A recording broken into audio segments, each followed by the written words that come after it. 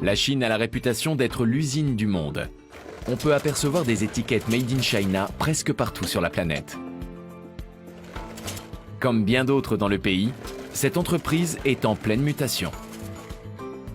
Son but est de fournir des produits plus modernes, sûrs et fiables à ses clients internationaux.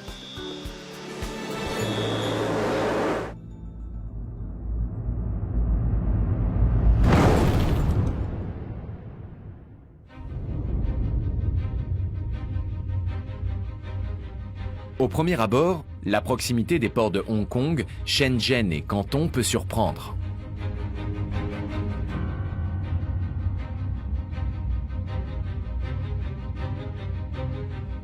Tous trois figurent pourtant parmi les 10 premiers de la planète en termes de volume de marchandises traitées et représentent 25% du commerce maritime de la Chine.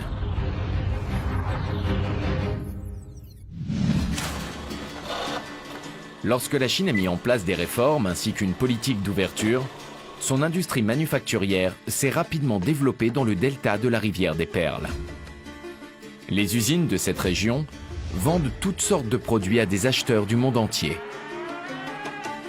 Celle-ci fabrique des sièges auto. Elle expédie 100 conteneurs par jour vers tous les continents.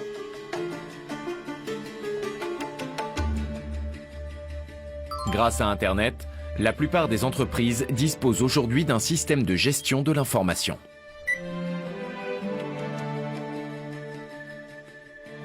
Chaque produit, qu'il soit transporté par camion, bateau ou train, peut être localisé. Les opérations logistiques sont de plus en plus optimisées. Chaque société peut donc désormais choisir la route la plus pratique pour transporter ses marchandises en fonction du lieu de livraison.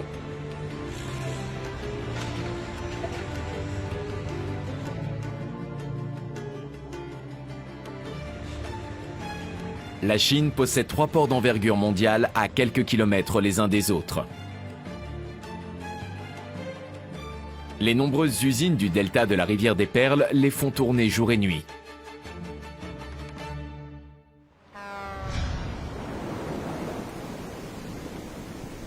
Il y a 10 ans, le port de Shanghai parvenait à peine à traiter le volume de marchandises qui lui était destiné.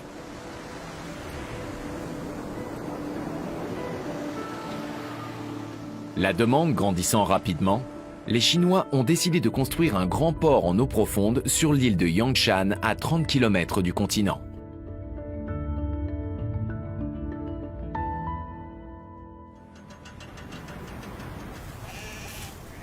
En 2015, le port de Shanghai était pour la 6e année consécutive le premier port du monde en termes du nombre de conteneurs traités.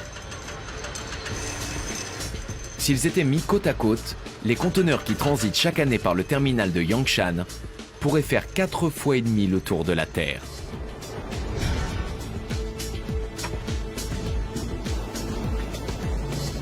De nouvelles installations vont bientôt voir le jour sur cette même île. Un immense terminal commence à se dessiner.